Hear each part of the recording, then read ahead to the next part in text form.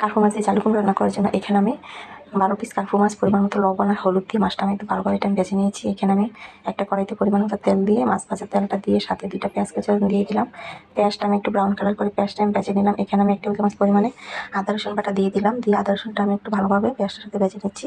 তখন আদা রসুনটা দিয়ে ভালোভাবে ভেজে নিলাম। এখন এখানে আমি 1 চা চামচ হলুদের গুঁড়ো, 1 চা চামচ মরিচের গুঁড়ো, 1 চা চামচ ধনিয়ার গুঁড়ো, 1 চা চামচ জিরার গুঁড়ো দিয়ে চুলার হিটটা একেবারে কমিয়ে দিয়ে মশলাটা আমি 20-25 একটু ভেজে নিচ্ছি।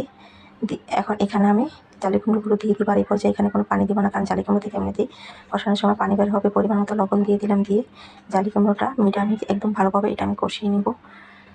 তো জালি কুমড়োটা একদম ভালোভাবে কষিয়ে নিয়ে এখন এখানে আমি পরিমাণ মতো পানি দিয়ে দিব। তারপর জালি কুমড়োটা একদম ভালোভাবে কষানো হয়ে গেছে। এখানে পরিমাণ মতো পানি দিয়ে দিলাম। মাছগুলো দিয়ে দিচ্ছি।